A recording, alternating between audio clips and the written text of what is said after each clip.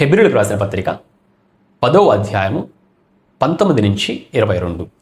సహోదరులారా, యేసు మన కొరకు ప్రతిష్ఠించిన మార్గమున, అనగా నూతనమైనదియు జీవము గలదియు ఆయన శరీరము అని తెర ద్వారా ఏర్పరచబడినదియు అయిన మార్గమున ఆయన రక్తము వలన పరిశుద్ధ స్థలమున ప్రవేశించుటకు మనకు ధైర్యం కలిగి ఉన్నది కనుకను, దేవుని ఇంటిపైన మనకు గొప్ప యాజకుడు ఉన్నాడు కనుకను, మనస్సాక్షికి కల్మషము తోచకుండానట్లు ప్రోక్షింపబడిన హృదయము గల వారమును, నిర్మలమైన ఉదక స్నానము చేసిన శరీరములు గల వారమునయండి, విశ్వాస విషయములు సంపూర్ణ నిశ్చయత కలిగి యథార్థమైన హృదయముతో మనము దేవుని సన్నిధానమునకు చేరుదము. సో మెల్కీసెదెకు యాజకత్వం మనకు సంపూర్ణ నిశ్చయతను అనుగ్రహించినట్లుగా వాక్య భాగము సెలవిస్తూ ఉంటున్నది. సహోదరులారా, యేసు మన కొరకు ప్రతిష్ఠించిన మార్గము అంటే యేసయ్య మన కొరకు ఒక మార్గమును ప్రతిష్ఠించి ఉంటున్నాడంట. ఇప్పుడు మనము ఈ మార్గము ద్వారా దేవుని సమీపిస్తున్నాం అన్నమాట. అంటే ప్రతిష్ఠించుట అంటే మనకు తెలిసే ఉంటున్నది. ఇప్పుడు ఫర్ ఎగ్జాంపుల్ ఏదైనా ఒక రోడ్డు కావచ్చు, బెంగళూరు చెన్నై ఎక్స్ప్రెస్ వే తీసుకున్నాం అనుకో, అది ప్రతిష్ఠింపబడ్డాక వాహనదారులు ఆ మార్గమును వినియోగించవచ్చు అనమాట. సో యేసయ్య ఈ మార్గమును ప్రతిష్ఠించి ఉంటున్నాడు అనమాట. ఈ మార్గము లేవి యాజకత్వం లేదనమాట.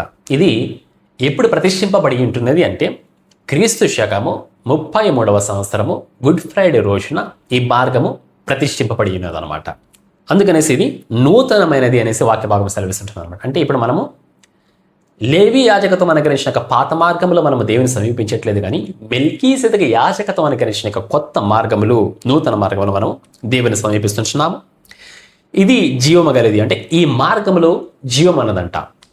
మరియు ఆయన శరీరమును తెర ద్వారా ఏర్పరచబడినదైన మార్గమున, అంటే యేసయ్య తన్ను తాను బలిగా అర్పించుకున్నటి ద్వారా ఈ మార్గము ప్రతిష్ఠింపబడి ఉంటున్నది అనమాట.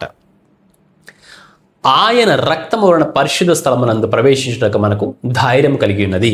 అంటే ఇప్పుడు మనము పరిశుద్ధ స్థలములోనికి ప్రవేశిస్తున్నాము అంటే, లేదా మనము దేవుని సమీపిస్తున్నాము అంటే దానికి మనకి అర్హత ఏంటి అంటే మన యేసయ్య రక్తం అన్నమాట. సో అదొక్కటే మన యొక్క అర్హత.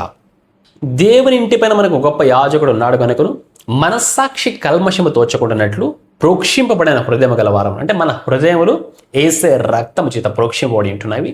అందుకనేసి మన మనస్సాక్షి ఇంకెంత మాత్రం కూడా మన మీద దోషారోపణ చేయడానికి వీల్లేదన్నమాట. నిర్మలమైన ఉదకముతో స్నానము చేసిన శరీరములు గల వారమై ఉండి, అంటే వాక్యము చేత స్నానము చేసిన వారమై ఉండి, విశ్వాస విషయములు సంపూర్ణ నిశ్చయత కలిగి యథార్థమైన హృదయముతో మనము దేవుని సన్నిధానమునకు చేరుదాము.